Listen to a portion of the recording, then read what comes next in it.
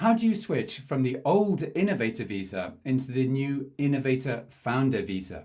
Well, the answer depends on whether you're applying to continue the same business venture as the one for which you were endorsed, or whether you're applying to start a new business venture, so one different than that.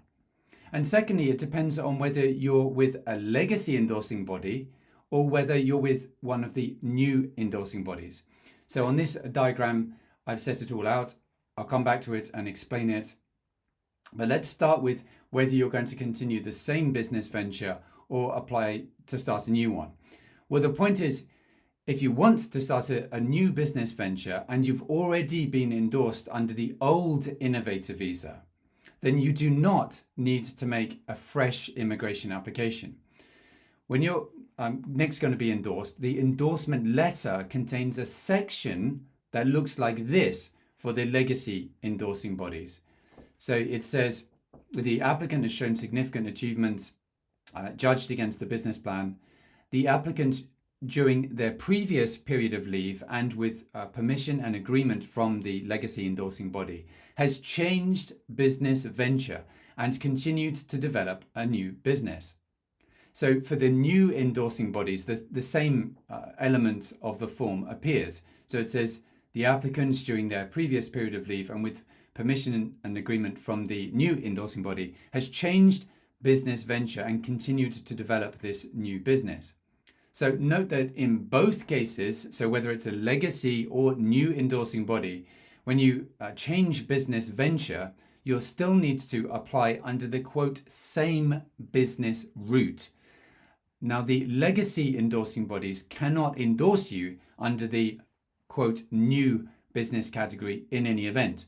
The new endorsing bodies can endorse for a new business, but there's no point in doing so, given that you can switch business ventures under the quote same business route using precisely this procedure. The important point though is that if you do switch businesses, then in other words, you change business ventures, then you will need an extension before applying for indefinite leave to remain. And I'd recommend that when you submit the extension application, you submit the fresh business plan for the new business venture with your extension application.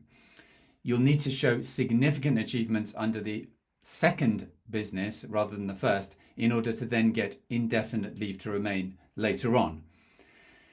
If you're on the old Innovator visa category and you extend, then you necessarily are extending under the Innovator Founder visa. So you will in all cases become an Innovator Founder. This is true whether you're with a new endorsing body or with a legacy endorsing body. The legacy endorsing body guidance says that extending the old Innovator leave, quote, will become Innovator Founder leave. So you can't extend under the old Innovator leave, if you like. You go from the old leave to the Innovator Founder leave when you extend. So the legacy endorsing body guidance says that legacy endorsing body can issue Innovator Founder endorsements, and it says that extending Innovator leave will become Innovator Founder leave. So no one will extend under the continuing under the old category. The new endorsing body guidance says that those who apply for, quote, further Innovator leave will be considered under the Innovator Founder rules. And again, that's under the new guidance. The old guidance is expressed differently, but the effect of it is the same. Now, there are pros and cons to this situation. The pro is that you can get a job in a qualifying skilled role once you extend. The con, so the disadvantage, is that if you choose to extend rather than apply for ILR straight away, then the guidance for the new endorsing bodies is harsher on you for the ILR endorsement than the guidance for the legacy endorsing bodies. So it's easier, in other words, to get indefinite leave to remain under the old rules than the new ones. That's not because the rules are materially different. They're not. It's because the guidance for each category of endorsing bodies differs in its interpretation of the rules. And I think that's just under good, principles of consistency and preserving the interpretation that was given under the old rules, making sure that people aren't disadvantaged. But it does mean that there's an advantage to applying straight away for ILR if you can at all under the old rules.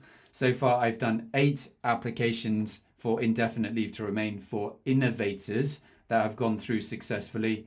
If you do want help with your application, I'd be very happy to help you. And whether you're applying for a fresh application or switching or applying for ILR, I wish you the best of luck with your application. Bye for now.